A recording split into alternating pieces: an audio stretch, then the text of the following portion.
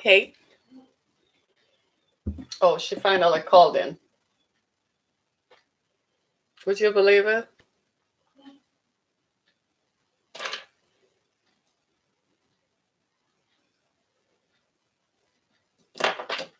Morning. Hey, everybody. Why didn't she respond to my hi, everyone? Good morning. Thanks so much for joining us. We're about to go live. And in just a few moments, we're going to talk about a lot this morning. We have just a few minutes to go. So give me just a few minutes right now, and then you'll hear us. 4, 3, 2. Hey, everybody. Good morning. Thanks so much for joining us. This is Harriet Kimmick with Down to Earth. It's the show in which we talk about down to earth matters. And today on our show, we have quite a bit to talk about. The first thing we're going to talk about is we have Kenatha Pearson of Warrior Women on a Mission.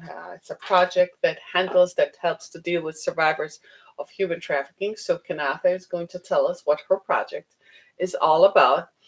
And immediately after that, we're going to talk about the Katie Hill debacle. What on earth is going on with Katie Hill? So stay tuned for that. So, how is everybody doing? It's the 29th of October, and I had to check the calendar because I don't believe it either. October is a non-factor, right? Halloween is in 2 days. Anybody ready for Halloween? Haven't chosen my costume yet. I don't typically dress up for Halloween. I think it's fun. But trick or treating, candy. I think I got some candy. I think so. Or I'll head to the store today and fill up on candy, right? So I know everybody's going to post pictures of what they're going to do with Halloween. And I am ready for it. I am totally ready for it. So, in introducing our subject, right? As you know by now, Katie Hill, who is a representative, a female representative from California, and she has recently resigned in the wake of published text messages and sexual relationship with one of her campaign staffers. Now, the allegations have turned the corner, and I wanted to ask the question: is there a double standard for women in power? Because she's resigning for having a relationship with her staffer, but men do this all the time.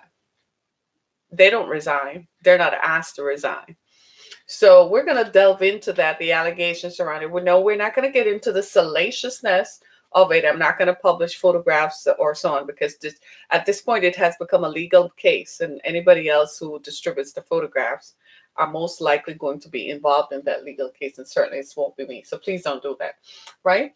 But I feel that we should talk about it. It's California's 25th congressional district, and it seems to me there are two things there. I think it's political, but I also think it's a case of revenge porn, right? So we're going to talk about that, and I know you all have something to say. So, but before I do that, let's have a quick chat with Kenatha Pearson, and she's going to tell us all about her project that helps human trafficking victims here in Michigan. Thank you so much. And hey, Kenatha, welcome. Hello. So my organization is Warrior Women on a Mission. We bring the awareness about human trafficking through speaking engagements as well as awareness events as well as one-day seminars. So we do that. Tomorrow we actually are going to have a Facebook Live discussion. So definitely stay tuned to our Facebook page, Warrior Women on a Mission, because we're going to be discussing issues related to human trafficking. So that's what we're doing. Right. So tell us, what is human trafficking for those who perhaps have not lived on the planet in the last 5 years? But tell us, what is human trafficking? Human trafficking is known as modern day slavery. It is the recruitment, hiring, and transporting, obtaining, or maintaining of a person through force, fraud, debt bondage, slavery, involuntary servitude. So basically, human trafficking is about those three tenets: fraud, or coercion. Aha. And your organization is dedicated to creating awareness and providing information and so on to the public. Yeah, pretty much putting awareness the public as much as possible, and pretty much preventing. Because I believe if we know more about it and more what to look for, we're more aware of our surroundings. Mm-hmm. When people are more aware of it, a lot of times people don't know what it is, so they just think, oh, it's talking about kidnapping. No, they're just talking about kidnapping or of life, but it's also talking about, being forced to be doing something you don't want to do. Right. Forced to have sex with so many men. Right. Yeah. Absolutely. I'm glad you brought that out. It's force, fraud. It's force and fraud. Yeah. Yeah. And what has your experience been like in dealing with human trafficking? Do you think it's a problem, a major problem? I think it is. It's more of a problem than we think. We have to really watch it. I'm not trying to scare people, but we have to really watch our surroundings. I think even for us as adults, because there's organ trafficking, there's labor trafficking, so to me, nobody's exempt from it personally. Wow, interesting. I like that. We have to be aware, even as adults. What advice would you give to women today? Do you think that in light of the Me Too movement, that women are still vulnerable and should still watch out for those who they come in contact with? Yeah, I think so, because if they use more tactics now through social media and still at malls and parties, because we have to watch all sources over there in that arena, because it just happens and things can happen even with this, like you said, the Me Too movement, which I'll bring a good question into it. They still have to watch, because everybody's not going to respect Me Too movement, Mm-hmm. Before you know it, you be in somebody's truck and you don't even know. So I always tell people, be aware of your surroundings, Mm-hmm. you drink, you're partying, who you with, just be aware, because people can pretend a certain thing and be involved in something else. Absolutely. Absolutely. That is something to think about. I mean, women still need to be aware of our surroundings.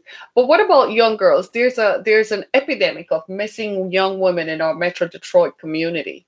What do you think that could be? I was actually at a rally not long ago, about a month ago. They actually brought up that question, kind of pretty much. One of the things to me, it's always like a lack of watching our kids in the home, Mm-hmm. a lack of having, people having boyfriends in the home, and it's also a lack of, just being in a poor area. Right. The economy plays a really big role in African American communities, because a lot of times people can't get jobs, people don't have an outlet, so therefore they get involved. Mm-hmm. Kids and teens get involved in meeting somebody online or in going out to parties, and then next thing you know, they're gone. Right. Right. Absolutely. That's an interesting one. So you're having an event tomorrow, right? Yes. Yes, I am. So it's going to be a Facebook Live discussion. We're going to be talking about the issues related to human trafficking. Right. Because this kind of rolls into that, should or should not prostitution be legalized? Sex workers' rights. Wow. At the border, human trafficking at the border. Tips during the holidays, because the holiday season is coming in. Traffickers are going to be out there at malls. Wow. People shop online. Wow. So people do still go to the mall. Right. And so be careful at these parties, holidays and shopping. You get with your kids, you get in the hustle and bustle.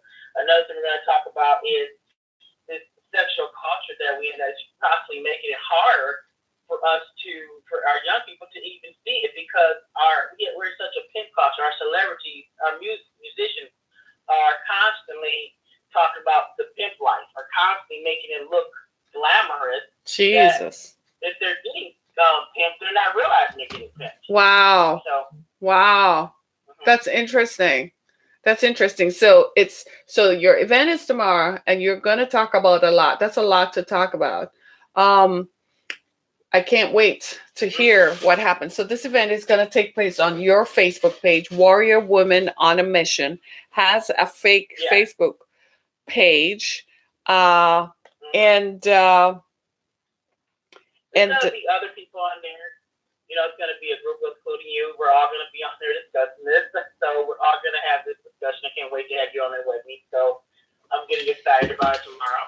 I am excited. I'm excited. I got my stuff ready. I'm just ready to us to dive into this conversation because it does need to be talked about these issues. And a lot of times we always, we're against legalization of it. I'm against it too.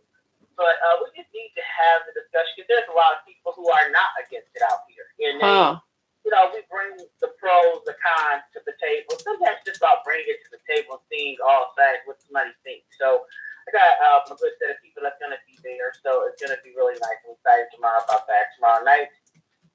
I'm excited.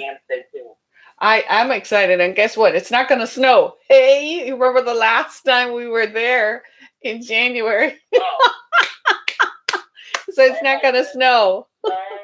And, we had these politicians there, and I'm thinking maybe they're going to back out, but they did. They all came to ask. And I was like, okay, it was just really, and that was the Human Trafficking Awareness Month. That's January, which is a month. Mm-hmm.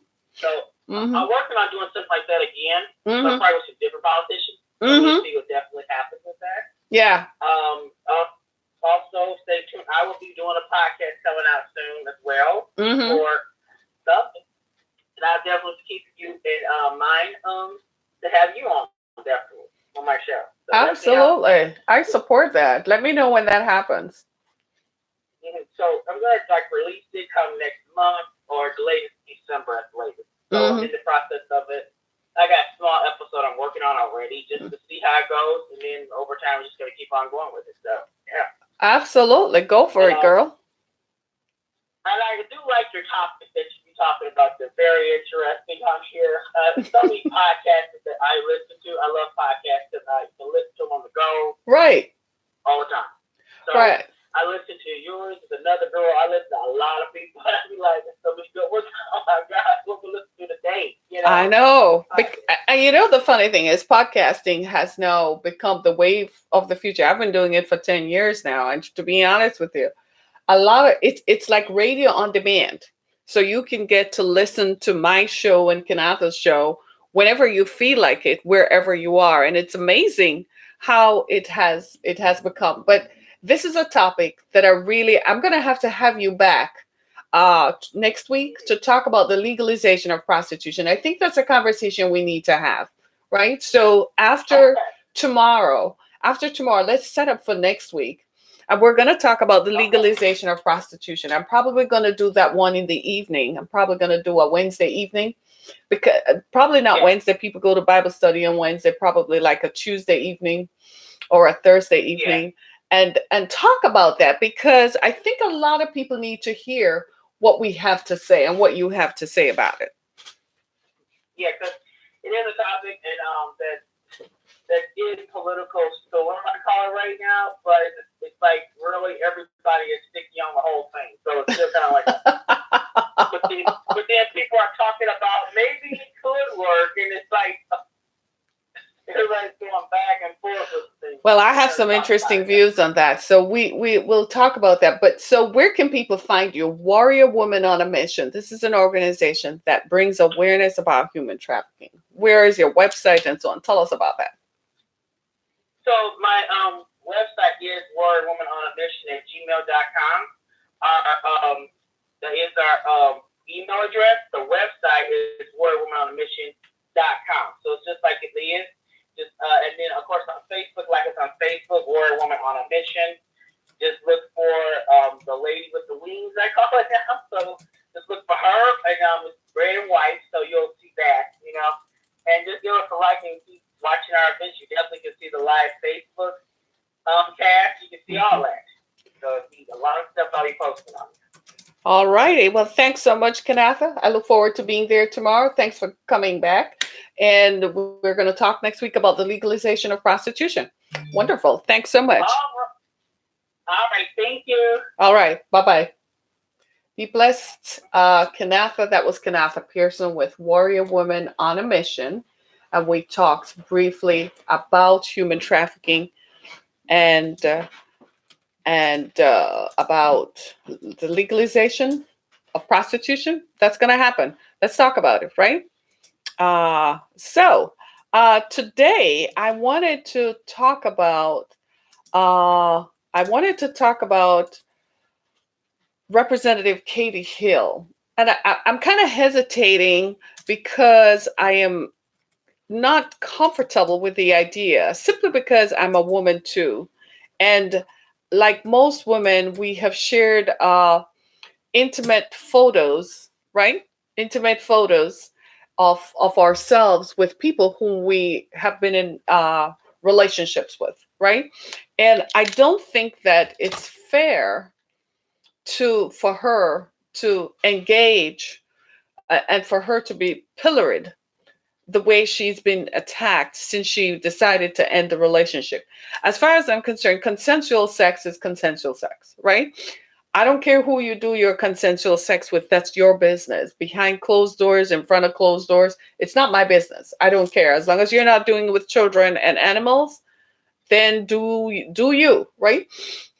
However, it seems to me that there is a double standard for women in power as opposed to men in power.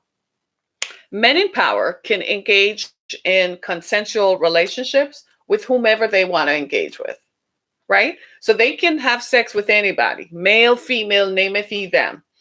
And nobody, when it is discovered, he's not asked to resign.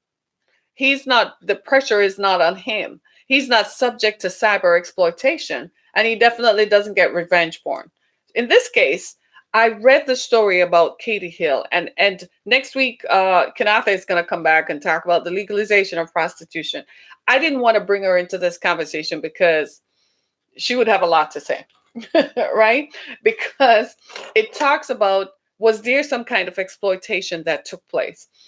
Katie Hill and her husband are adults. They engaged in sex with another person whom they invited into their relationship. And that person eventually became a campaign staffer. And there's some political fallout because Katie Hill had ran against an incumbent Republican in a highly contested district in 2018. And the Republicans did not like the fact that maybe they lost the seat. You know what I mean? I don't think they enjoyed the fact that they lost the seat. So they're paying for it. And what happens is people take pictures when they're having sex. I guess they're high or whatever. I'd advise you not to. But I'd advise you not to have sex anytime there's a camera in the room. If there's going to be a camera in the room, I think you need to say, I don't want to engage with a camera, right? So she was probably high, not aware of it. Her husband, however, kept tabs. And her husband published those photos of her. This was prior to her winning the election in 2018.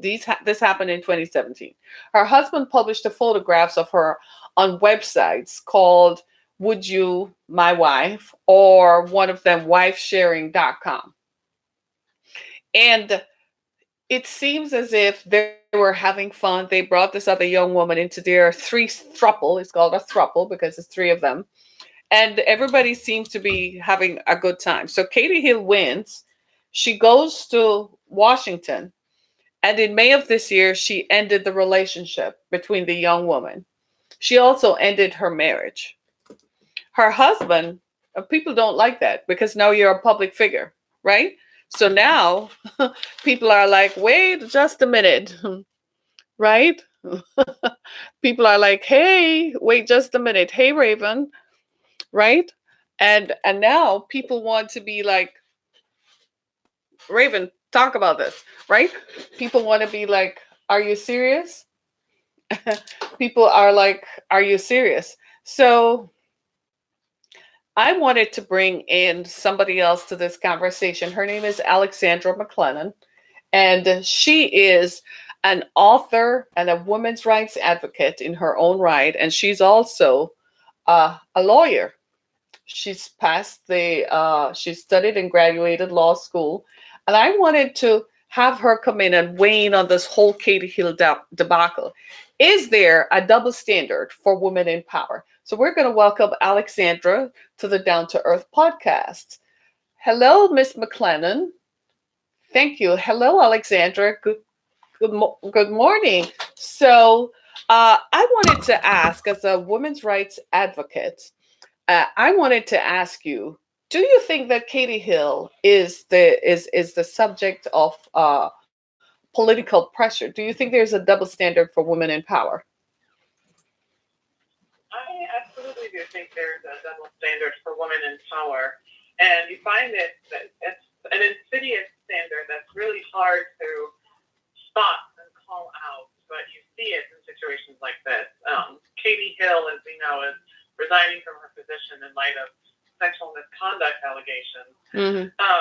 But the thing is, there was a representative here from Michigan, Representative John Conyers, who recently passed away, may he rest in power, who, after a robust and illustrious political career, himself has to resign in light of sexual misconduct allegations. Now, he resigned shortly before he passed away, but that was only after he'd already experienced all the privileges that come with being a member of Congress. He'd served for decades. Right. He was one of the longest-serving African-American congressmen in United States history. He was a civil rights advocate prior to his run or prior to his tenure in politics. Katie Hill, by contrast, has just started out. She just defeated a Republican opponent to win her seat in California's 25th congressional district. She hasn't even had the chance yet to have her turn at being an illustrious, decorated, well-respected member of Congress. And she has to resign. And when you look at the sexual misconduct allegations themselves, it's not so much sexual misconduct as much as it is she had a relationship with someone who was a member of her staff prior to that person becoming a member of her staff. So I absolutely think there is a double standard for women in power where you're held to higher moral standards that are virtually non-existent for men themselves. So this is a thing. So there is a double standard. Men are not held to the same standard, right? And somehow women are punished. It seems that women are punished. Yeah. Wow. I'm kind of digesting this because I am thinking that after all this time, after all the inroads we've made, after the Me Too movement, after, the rights for women to vote, after all of this, we still are being held to a standard that we had nothing to do with. Correct. I believe that is the case. And you would think that after all the strides that the Me Too movement has made and all of these strides they've made in making people aware of the insidious ways sexual assault and sexual misconduct can take place in the workplace or in a classroom, you would think that such double standards would be non-existent. This is also not necessarily an endorsement of Katie Hill herself. It's not sanctioning or approval of her actions. To some extent, they were still inappropriate because the rule of thumb is that you don't mix business with pleasure, especially when you're in the fishbowl of life that is being an elected official in the United States. But when you look at the amount of men in power who do the exact same thing and who we all know get away with it or are able to pay off people or able to still have robust careers where they can live financially comfortable and still get appointments and still get tenure and still get respect and whose lives are not destroyed by these things. I mean, it's simply unfair. That's not to say if men are able to, sexually assault and impose power on vulnerable people, then women should be able to do it too. It is rather to say that if men are able to do those things without any repercussions on their careers, then the same should be held for women as well. So what you're saying is the standard should be equal, that if it happened for women, if women are being held to that standard, then men should be held to the same standard. Yes, absolutely. If Representative Katie Hill's political career as we know it is over before she's had a chance to start, and she will be shunned and turned away and blacklisted by people in power. And the same thing should happen for men, especially when we have more hardcore evidence that men are committing far more violent acts of sexual assault than people like Katie Hill are committing, or rather sexual misconduct, I should say, that people like Katie Hill are committing. Absolutely, absolutely. But let me ask you though, what I find troubling about it is not just the fact that she engaged in this open threesome relationship. I think there's some naivety there, because did she not realize that she could not have done this if she were seeking public office? That's true. There was probably some naivete on her part. And to address that too, when it comes to naivete on the part of someone who is being accused of certain kinds of misconduct, I mean, look at the kinds of excuses that we've given to President Trump in regards to the 22 different sexual allegations currently against him. What is society's collective response? Oh, well, he was young. Those women were easy. He didn't know any better. They were taking advantage of his position and his influence. Those aren't serious. We can't lend those any credibility. And the same thing is said of other men who are accused of these kinds of misconduct. That all kinds of excuses are pulled from left, right, and center. And they vary from his own naivete or his loneliness or it wasn't actually sexual assault, things like that. Those are the same excuses we give to men in power. Right. And they get to ride on the coattails of those excuses. Then why doesn't this young woman get that same excuse? Well, she's young. She just got elected. She didn't know any better. She was estranged from her husband. She didn't have the proper advisors, etc., etc. No, instead, she gets the axe, while people like Brett Kavanaugh are still sitting on the United States Supreme Court. Well, I think in Brett Kavanaugh's case, they didn't have, it remained an accusation because there was no concrete evidence. In Katie Hill's case, there are pictures to prove it. Now, there are some pictures that they say they didn't publish. There are intimate pictures of her engaged in sexual conduct with a member of her staff, the young woman in question. So there is that picture. I mean, two women in a photograph. I take pictures with women all the time. Does it mean that I'm in a sexual relationship with them? No.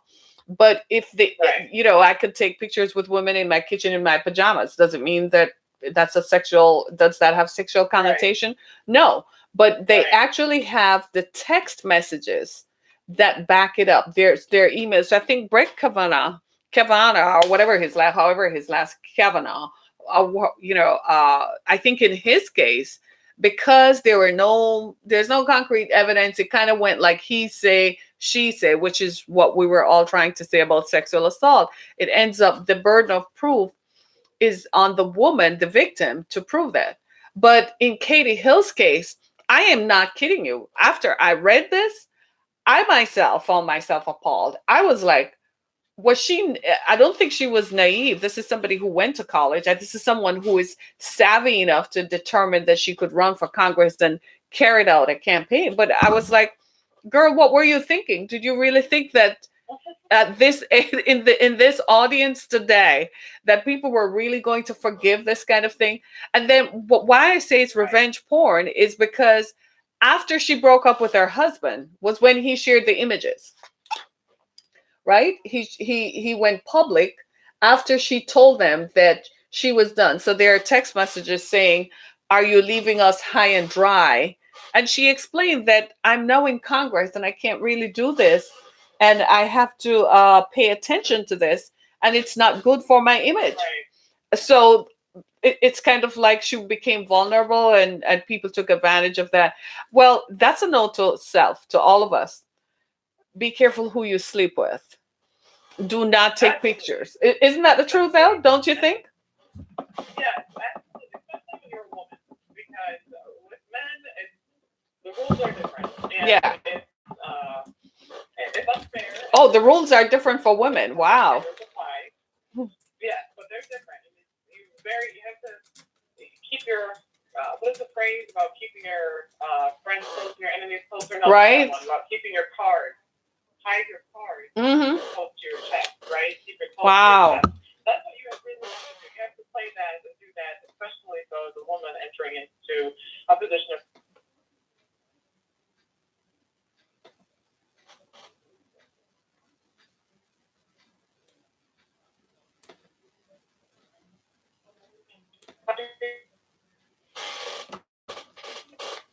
Yeah.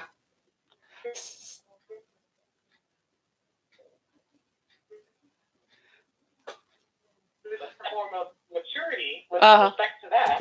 Uh-huh. But I guess it came just too little too late. And it also came too when you had, it sounds like the husband and the spur and the lover are probably tag teams and trying to bring her down. Oh boy. This is not good, people. This is not good. Uh-huh. Right? I think that's more what that is. She did try to keep her cards close to her chest. Uh-huh. The conduct happened before she was an elected official, and now it came to light shortly after her being elected, which is where the conduct comes in. Right. I see what you mean, because the same thing. I see what you mean. You're drawing some parallels there, because the conduct that Brett Kavanaugh was accused of happened before he became an elected official. The same thing with Katie Hill. The conduct happened prior to her being an elected official. And now, now that it has come to light. So what we're really saying then is, I see what you're saying. So are we saying then that what people did before has no bearing on their character? Oh no, absolutely not. When you sign up to run for office and you become elected, part of accepting the power that comes with that is accepting the responsibility and accepting the fact that you are now held to an almost godlike standard in terms of every decision you make, in terms of every act you partake in. Wow. You're in a fishbowl now, and you have people whose names you don't even know who are judging you and judging your ability to do your job based on things that you do behind closed doors. Unbelievable. That is not to say, however, that what you do behind closed doors should impact what you do in the public sphere. And I think with men like Brett Kavanaugh and other men who've been accused of sexual assault, men in power, visible men, which is what I'm going back to, my issue is that sexual misconduct allegations for them simply appear to just be a blip on their career radar. It's just almost like the cost of paying taxes or doing business. Like, eventually someone's going to accuse you of sexual assault or sexual misconduct, but it won't actually have any impact on your career or your ambitions or your aspirations. You just duke it out in court and duke it out with the media and then keep it moving. Whereas women in power, it's nope, this is the end of the bill. That's it. You're done. It's over for you. Nothing more for you. You have to resign from your position. You are out of a job. You're about to be left by your spouse. And now you're just great. And there is no hope for you. That's what my issue is. So there is a double standard. For women, then it should also be the standard for men. So there is a double standard. Yes, that's what my contention is. Your contention is and there is, and it's substantive, because for a man, if he does that, it's just a matter of public relations, it's a matter of managing his public image, but he still remains in power and he still retains his position of power. Whereas for a woman, it's you're over and out, resign, we don't want to hear about you, we're done, or whatever. Can I just ask a simple question? In Katie Hill's case, what are the laws surrounding her vacating her seat? Because resigning means her seat is now up. It's a toss-up. What happens? Is that a special election or whatever? I'm not sure. I don't know off the top of my head exactly what the election process is. Mm-hmm. Most likely what will happen, and this isn't me giving legal advice. This doesn't count as legal advice in any way to anyone listening or to anyone tuning in. What will most likely happen in light of her resignation, a special election will be called where perhaps another Democratic candidate will run off against the Republican candidate who lost to Katie Hill. Mm-hmm. That's most likely what will happen. Or perhaps they will automatically give the seat to whomever had the second most votes, which is probably the Republican candidate who lost against her. Oh. Some kind of special election where both the constituents and a certain board of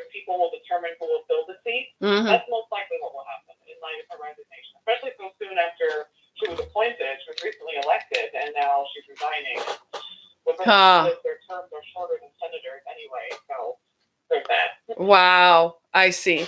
Well, thanks so much, Alexandra, for calling in. I guess we're going to call on you sometimes. It was a pleasure. It's such a pleasure to have you and to hear it.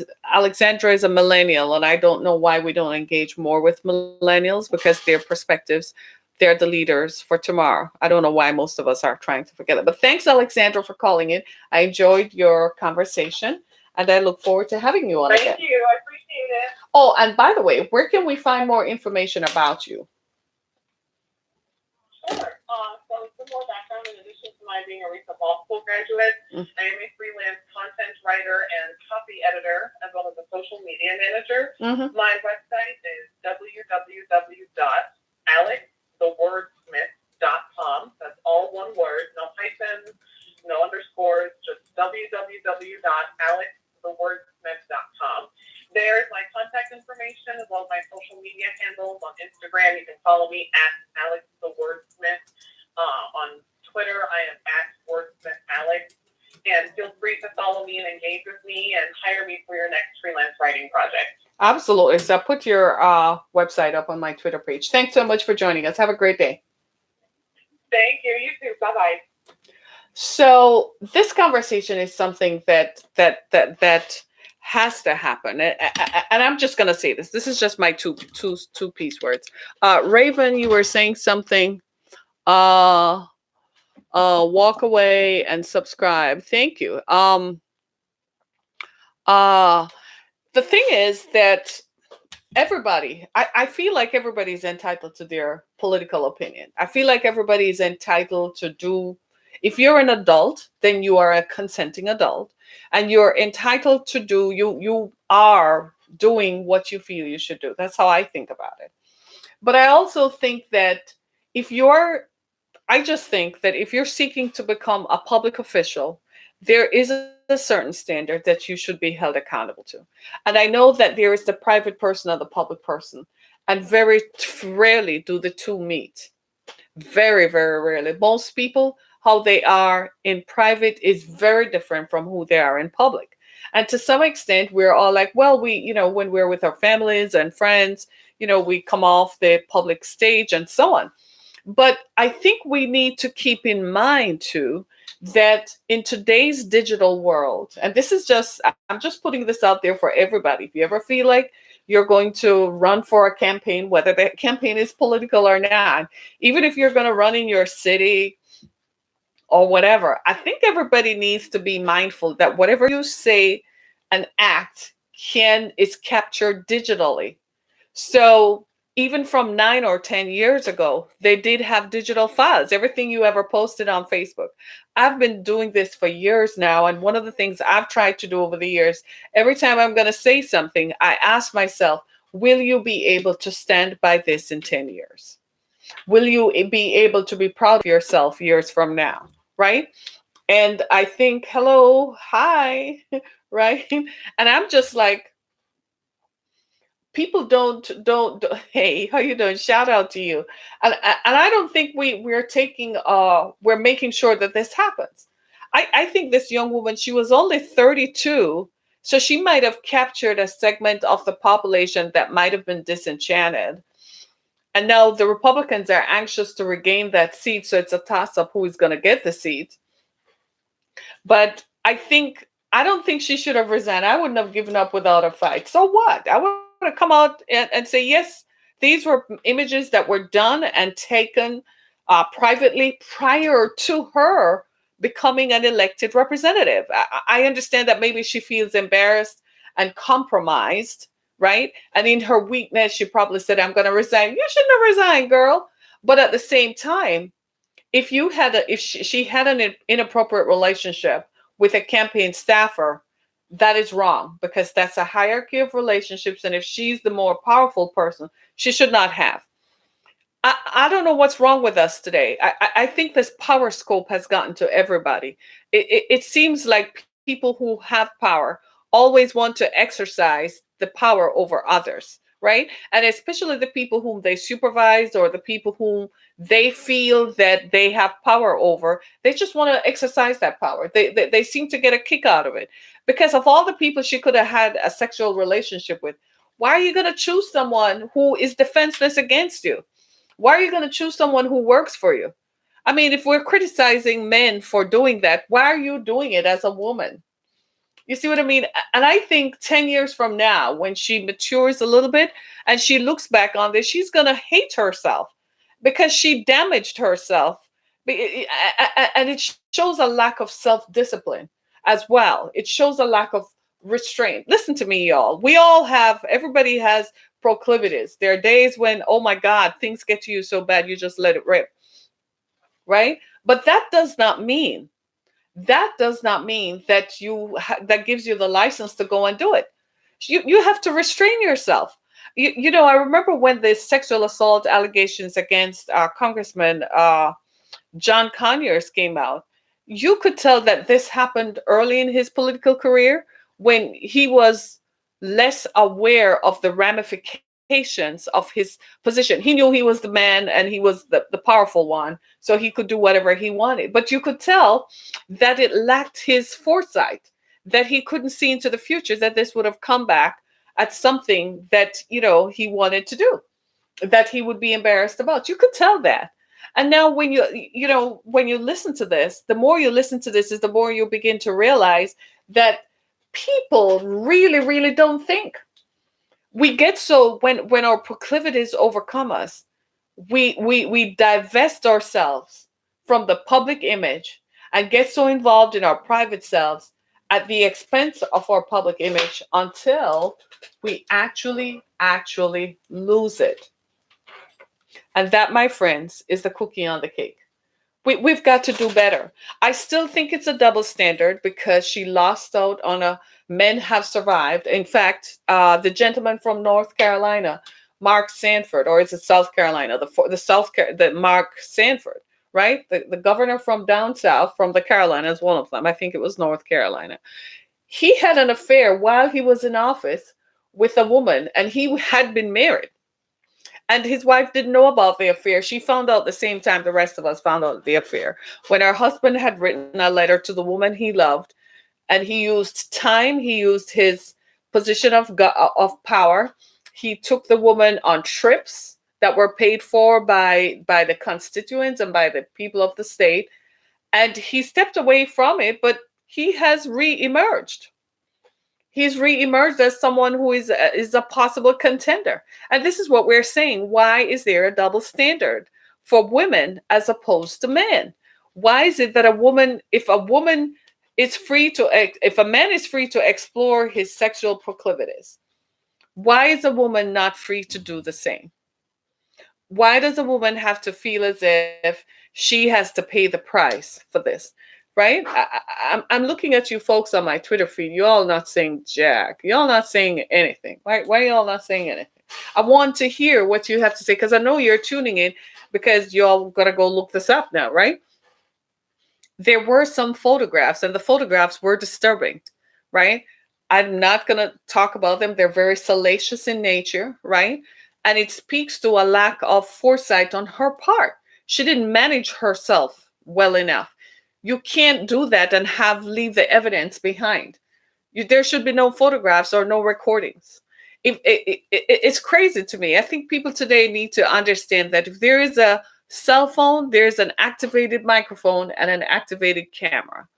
So if you're going to do something that you are not proud of, shut the phone off. Don't have cameras anywhere. And especially today, when we all have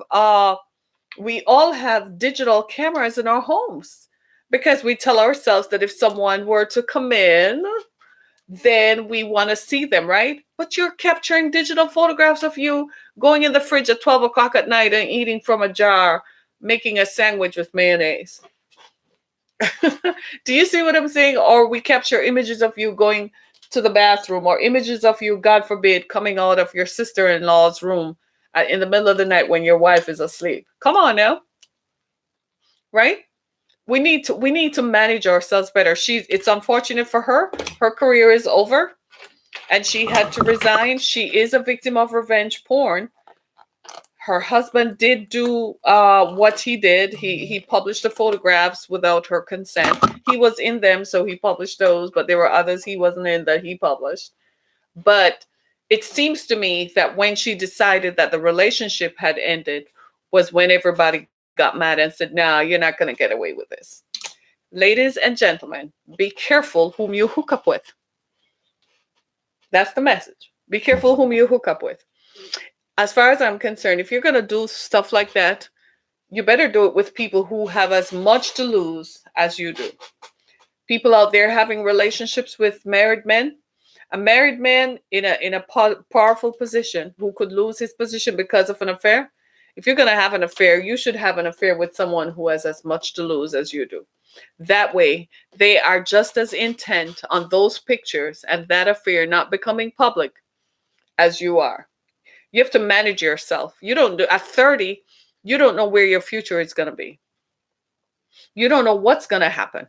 Set yourself up so that will you be happy when you turn 42 and Katie Hill is writing a letter to her 32-year-old self. Oh my God, the recriminations are going to be unbelievable. I kid you not, right? Unbelievable. So you got the advice, right? You got the word. You can't just, it's not going to be enough for you to just do that, right? So this is our show. We've come to the end of the road for this show for today. Thanks so much for being a part of our discussion. Join me again tomorrow on Down to Earth. As usual, go to my website, harrietkemmick.com, as well as go to subscribe and download to Harriet Kemmick's podcast, Down to Earth, on Spotify, as well as on Apple Podcasts and Google Podcasts. Thanks so much, everybody. Be blessed.